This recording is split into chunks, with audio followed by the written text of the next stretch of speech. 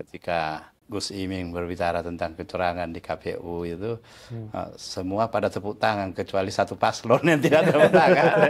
Karena barusan ada pemilu sekarang ini, dari awal-awal orang sudah bicara tentang kecurangan terus.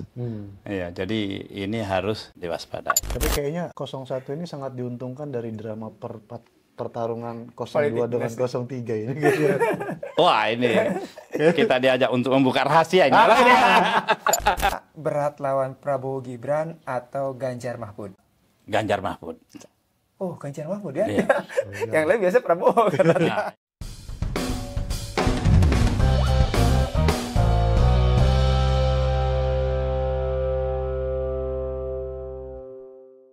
Hai Sobat Rakyat Merdeka, kembali lagi berjumpa dengan kami di podcast Ngegas di Rakyat Merdeka bersama saya Ujang Sunda dan rekan saya Siswanto.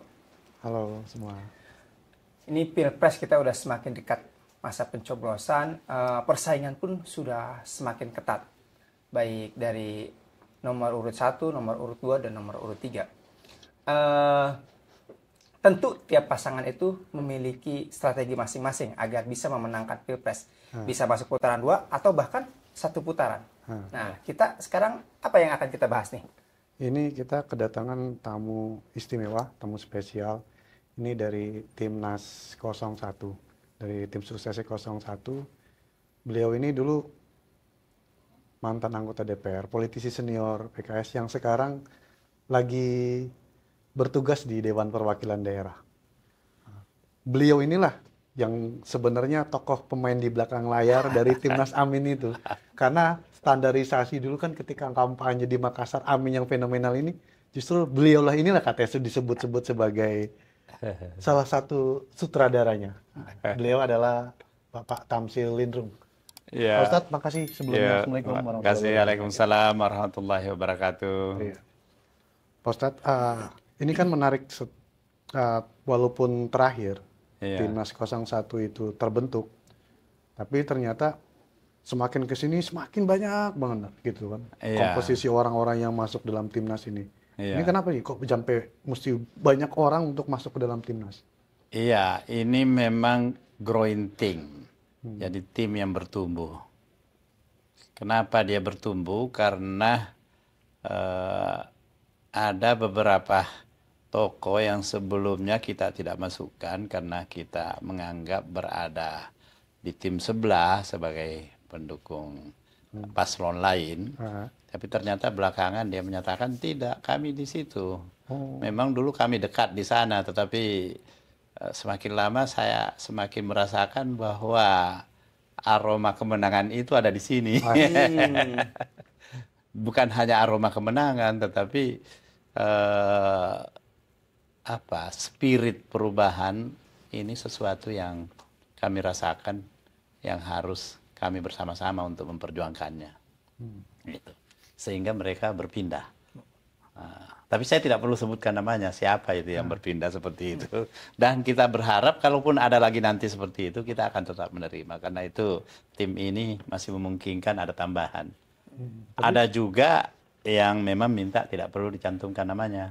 Tapi tetap berkomitmen. Tetap berkomitmen. Bahkan dia menyatakan seluruh tim dan keluarga saya akan terus bersama-sama dengan Mas Anies dan Gus Muhaimin.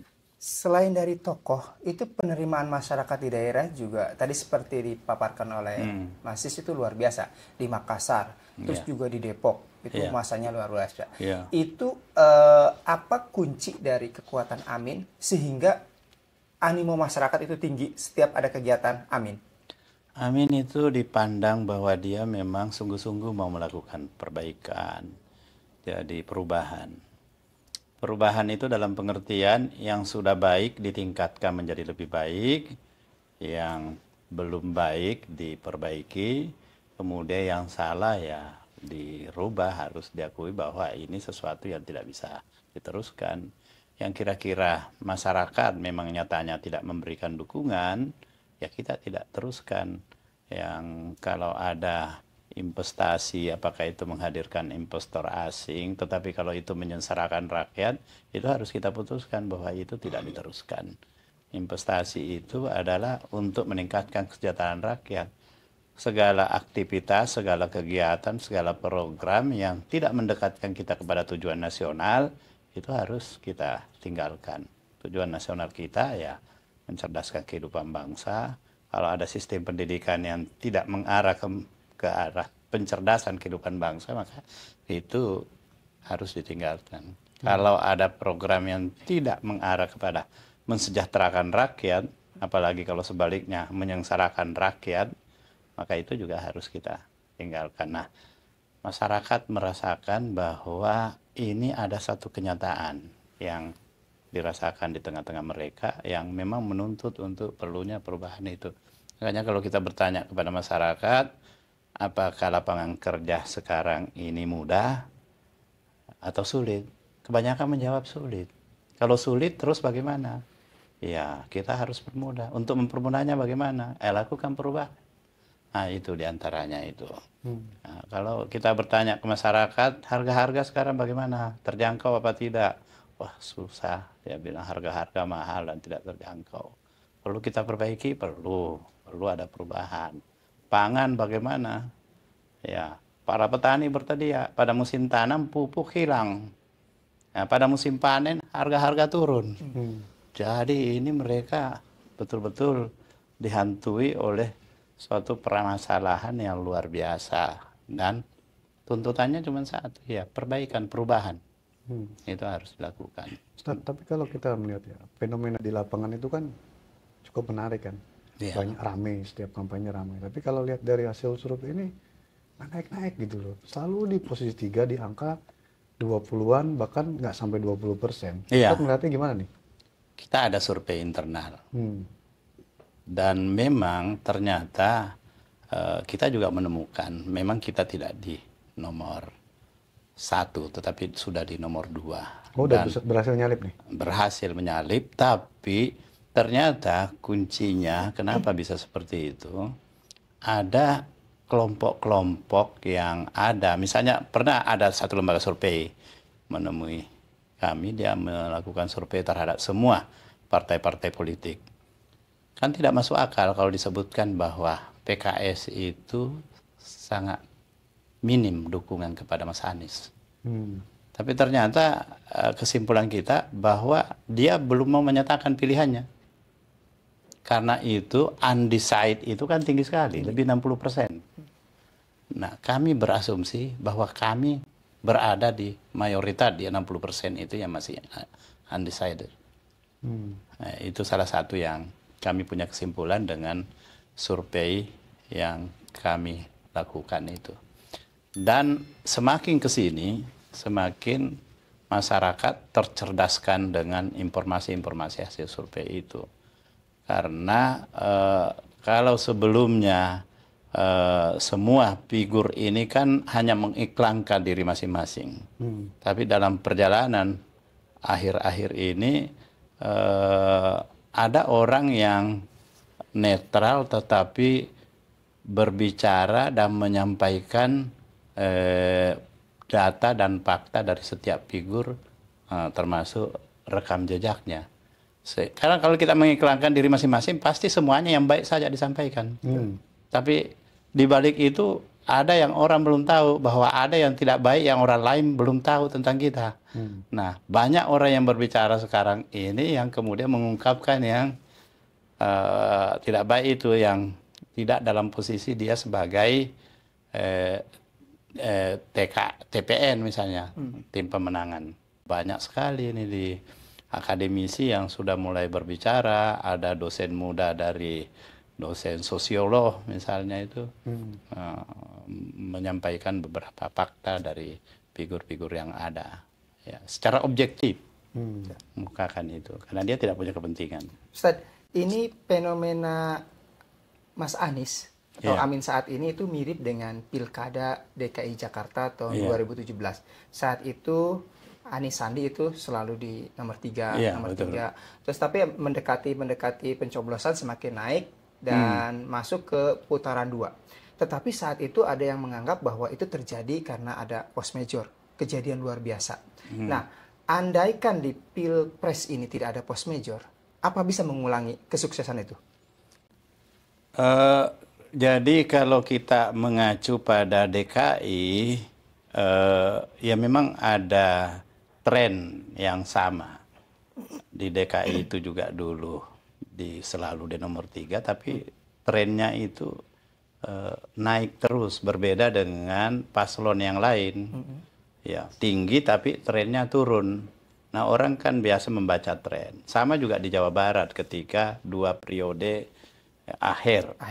Akhir itu selalu dibawa.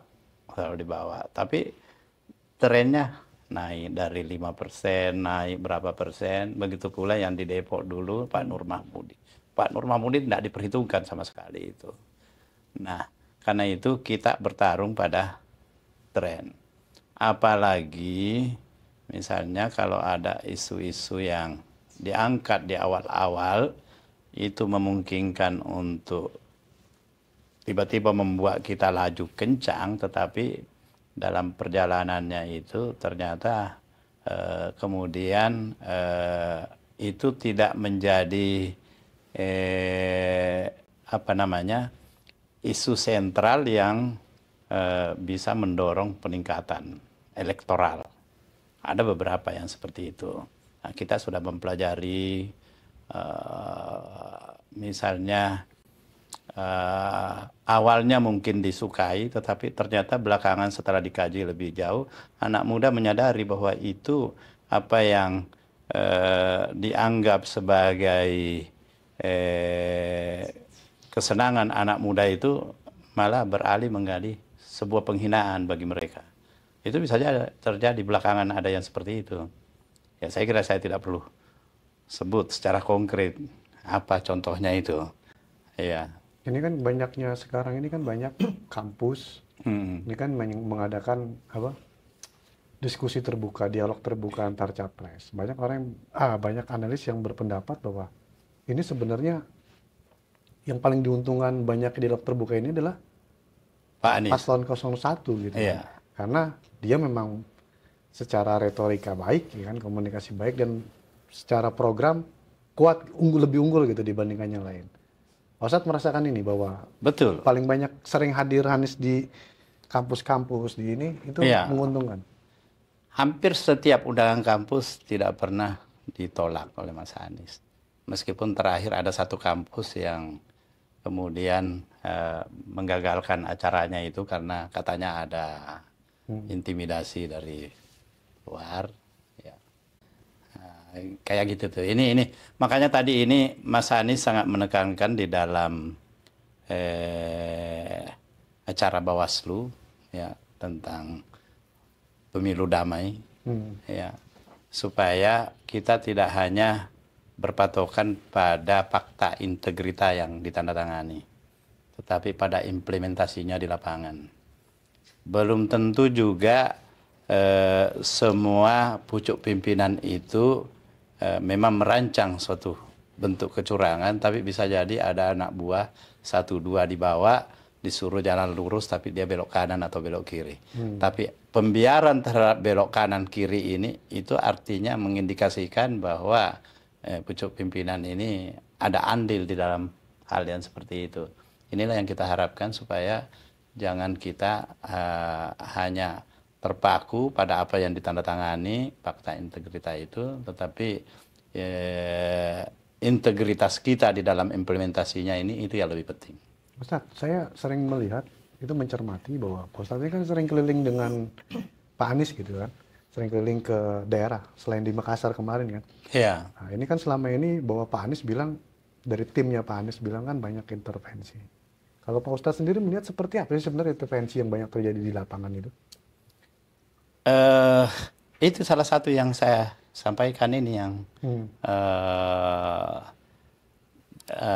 terjadi di Universitas Gadjah Mada ini, ya, itu satu bentuk yang memang sangat kita sesalkan. Tapi penerimaan di kampus-kampus lain itu luar biasa. Saya mendampingi ketika ke UNM, rektornya ikut hadir, Pak Anies diberi keleluasaan untuk berbicara di forum itu, dan Pak Anies kalau berbicara seperti itu ya memang bisa membuat suasana itu sangat apa namanya anis banget itu karena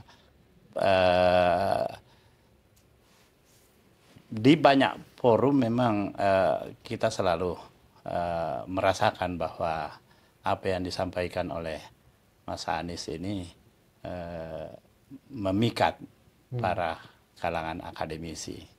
Nah, cuma Mas Anies ini tidak bisa tampil untuk basa-basi supaya dia mendapat dukungan dari kalangan pemuda minus gagasan misalnya. Tapi kalau pemuda-pemuda ini yang menginginkan gagasan, menginginkan perubahan, nah itu pasti tertarik juga dengan Mas Anies. Dan memang saya baru saja menemani kemarin ke Balikpapan, berkeliling di sana, kemudian sebelumnya di Makassar, paginya setelah dari Balikpapan kami langsung ke Solo. Kemarin di Solo itu PSHT, ini persaudaraan silat itu. Betul, betul. Nah, itu luar biasa, saya tidak pernah menyangka bahwa yang ini bisa berkumpul puluhan ribu, cuman dia mengeluhkan panitianya itu. Kita ini mestinya berkumpul lebih dari ini, dan kami memang menyaksikan di jalan itu banyak sekali. Kenapa dia tidak bisa masuk dalam gedung? Karena rupanya dibatasi.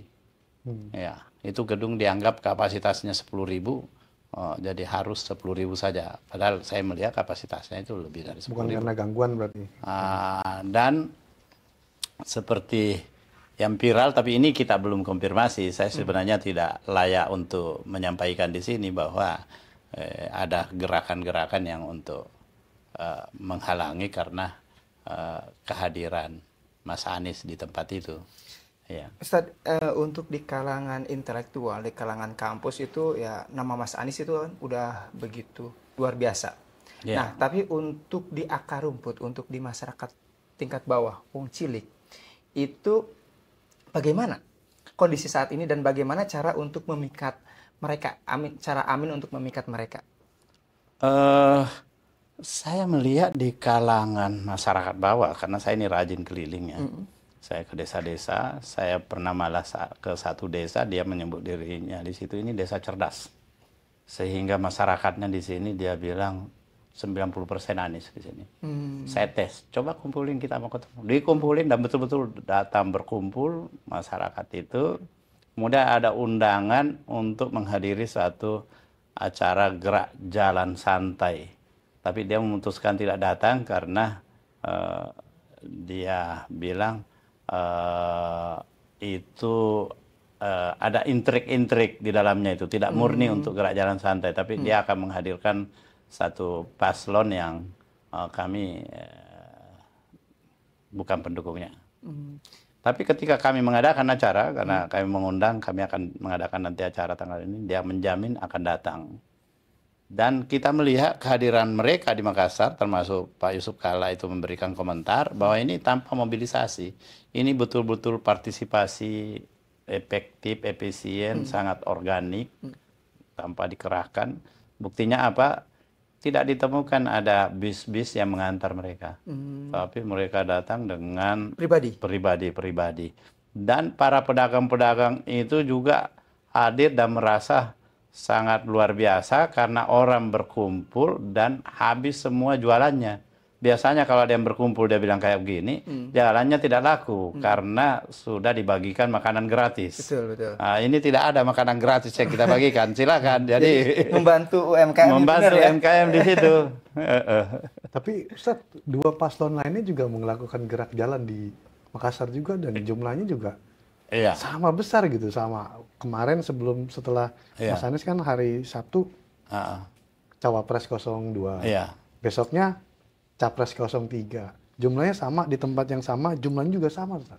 Sama jumlahnya. Iya, sama, mereka klaim juga sampai 1 juta lebih gitu kan dari target mereka 500.000. Itu dalam arti kan berarti loh, bukan Mas Anies doang nih kemarin yang nanti gitu. Ya, berarti artinya masyarakat Makassar ini welcome-nya luar biasa terhadap semua kandidat ini ya. Ini kita perlu apresiasi kalau begitu. Cuma yang mengeluh itu pedagang. Kenapa tuh pedagang? Tidak laku jualannya. Kan? Karena udah ada nasi bungkus. Udah ada nasi bungkus katanya di bawah kan. Jadi ya, tapi saya mengucapkan terima kasih kepada masyarakat. Dia memang harus menerima baik semua kandidat ini. Ya, cuman nanti pada akhirnya tentu mereka punya pilihan yang lebih tepat. Ya, siapa? Sebenarnya dari ketiga kandidat ini teman saya semuanya loh. Dengan Mas Bowo itu saya pernah menjadi wakil ketua ketika dia menjadi ketua HKTI. Dengan Pak Ganjar, itu teman saya di Komisi 4 di DPR 5 tahun. Iya. Jadi ini saya bilang kawan semuanya. Satu-satunya yang saya belum kenal ya cuman Gibran saja. Usianya jauh. Usianya jauh. Pak Mahfud itu senior saya dan sama-sama di Kahmi. Waktu saya menjadi ketua Kahmi, kemudian dia mau maju jadi ketua Kahmi, ya kami ikut yang menjadi pendukung di sana itu. Cuman sekarang ini saya bilang, Bang Mahfud, saya panggil abang kan, di mana ini? Saya sudah di Mas Anies. Ya, kalau Bang Mahfud tadi menjadi capres, ya saya tentu menimbang mana. Tapi ini kan saya sudah berada di capres ini. Sambil ketawa dia bilang, iya pokoknya kita lihat nanti mana yang menang kita dukung. Ya. Yang penting sama di putaran kedua. Gitu. Ketemu di putaran kedua. Ya. Ustadz, ini kalau apa ya? Kalau medan tempur sesungguhnya kan di Pilpres itu kan Jawa ya. Karena Jawa, 56% suara ada di ya, Jawa. Betul, betul. Kita jadi, menyadari apalah itu. artinya kita banyak masa di daerah luar-luar Jawa, tetapi kalau Jawa kalah telak di Jawa, ya betul. kalah juga. Nah, strategi untuk memenangkan Jawa ini gimana? Jawa adalah kunci. Nah, Jawa adalah kunci. Dan kita punya tadinya yang sangat kita khawatirkan itu adalah Jawa Timur. Tapi setelah Cak Imin bergabung, justru Jawa Timur sekarang menjadi basis kita yang kuat. Kemungkinan kita menjadi pemenang di Jawa Timur. Gitu. Kemudian Jawa Barat.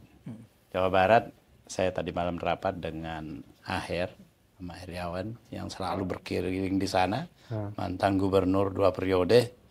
Dia merasa beruntung Kang Emil tidak masuk.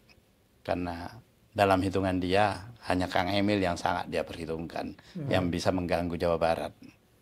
Tapi karena Kang Emil tidak masuk, dia bilang, saya berkeliling, suasananya aman. Aman apa amin nih? Aman untuk amin. Jadi, ya saya kira Jawa cukup, apalagi Jakarta, Banten. Nah itu. Tapi kalau dari kubu sana bilang kayak kemarin Emil sendiri bilang Jabar udah aman untuk 02 ini. Oh begitu. Ya, kemarin ada kan surveinya Emil sendiri 50. kan bilang mereka memaparkan hasil surveinya Jabar masih tetap 02 Prabowo. Iya. Sebelumnya juga kita ada survei yang seperti itu, bahkan agak di bawah, tapi tadi malam timnya Pak Aher menyampaikan bahwa ada perubahan. Berapa hari lalu Iya. kita Rakyat Merdeka itu pernah bikin HL ya, headline berita soal survei. Iya. Ini semua survei banyak, hasilnya beda-beda, mana yang lebih akurat sih? Gitu. Itu kalau nggak salah intinya seperti itu. Berita HL Rakyat Merdeka berapa hari lalu lah gitu, minggu kemarin itu kita bikin berita judul itu survei banyak, mana yang paling akurat? Karena kan ini menjelang ini kurang 3 bulan dari Pilpres, ini kok kayaknya rajin banget survei dengan menyebut sekarang sudah hampir 1 putaran. Iya. Kalau 1 putaran ini kan sama aja kayaknya ngerendahin lah bahasanya 2 paslon yang lain.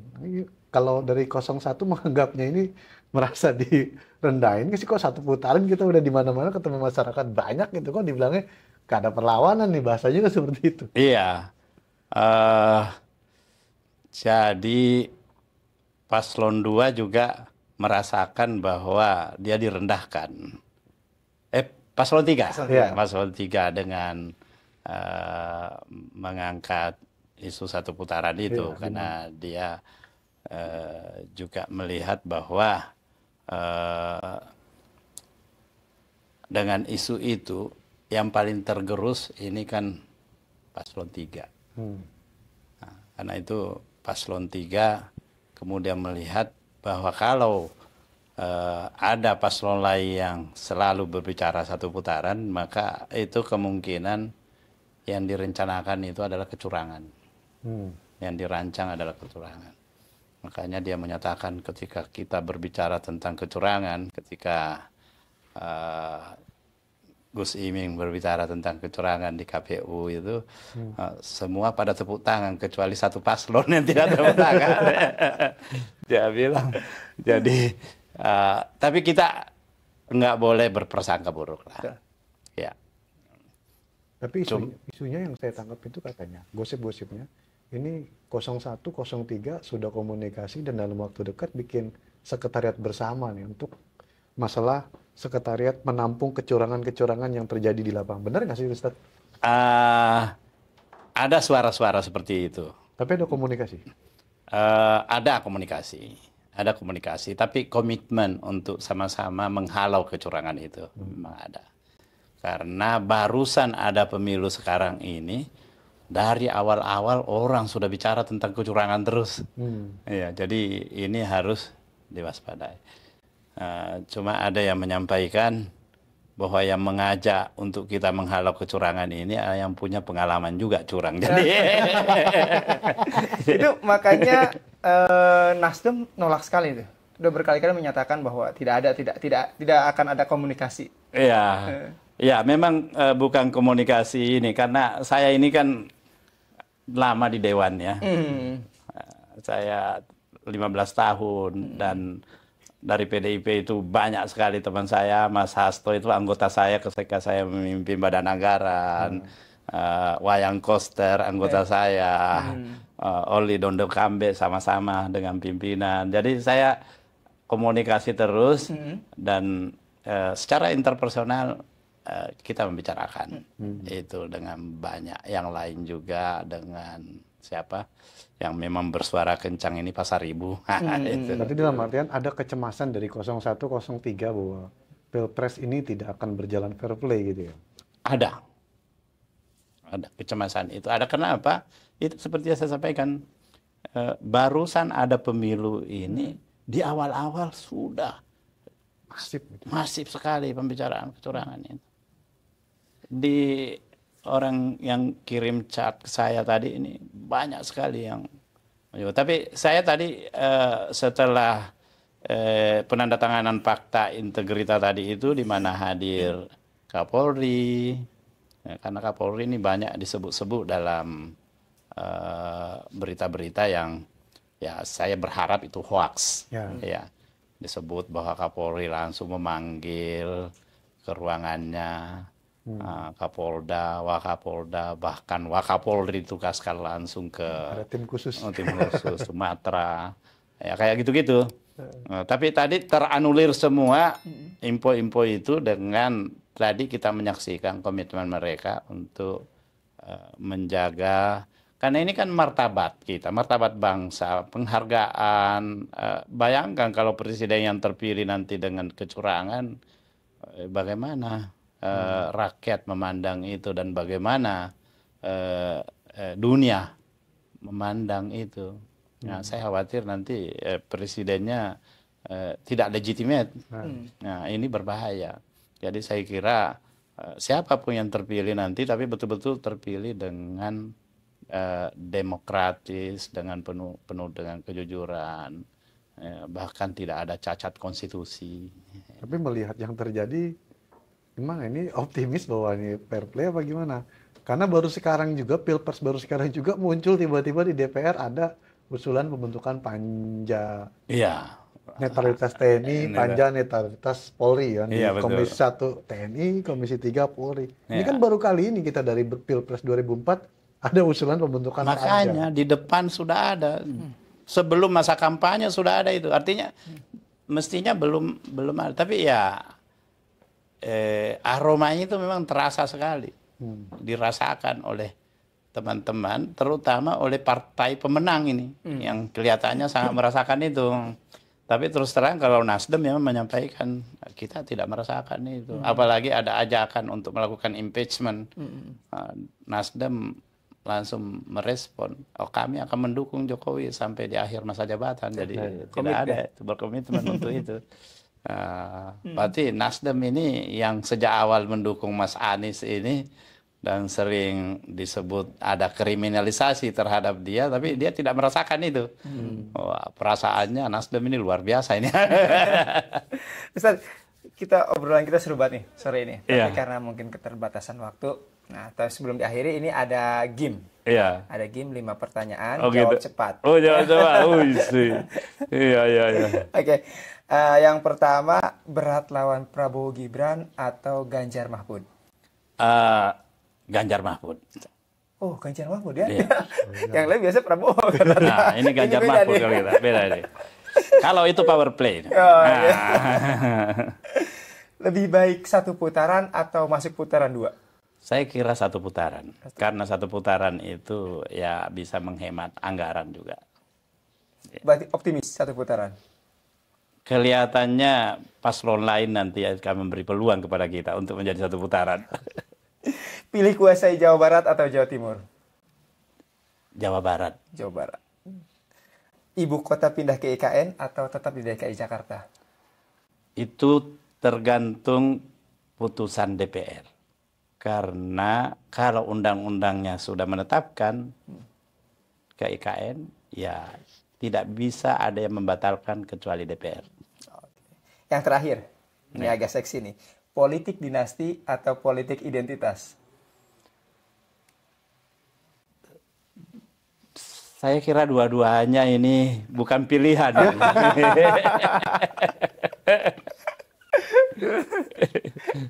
Iya, tetapi kalau identitas, semua orang harus punya identitas.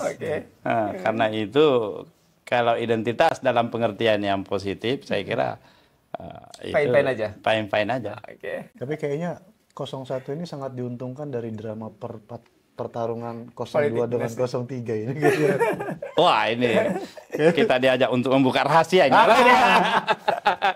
Jadi kayak tadi kalau dilihat kan 1 putaran karena kita diuntungkan dari paslon lain. Berarti kan 01 ini kayaknya diuntungkan dari dengan pertarungan antara PDIP dengan Pak Jokowi lah katakannya.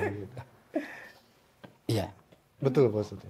Memang ada yang kemudian merasa tidak kondusif di sana karena pertarungan ini. Makanya tadi saya bilang ini, kita punya tim ini adalah growing team. Tim yang bertumbuh.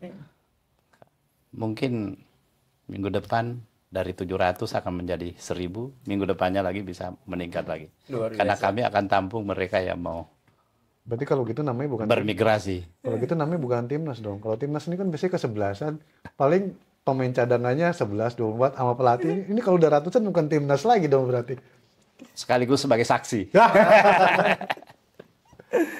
Ya, Sobat Rakyat Merdeka, itulah obrolan kami dalam kesempatan kali ini bersama Ustadz Tamsil Lindrung. Obrolan yang luar biasa, obrolan yang penuh isi.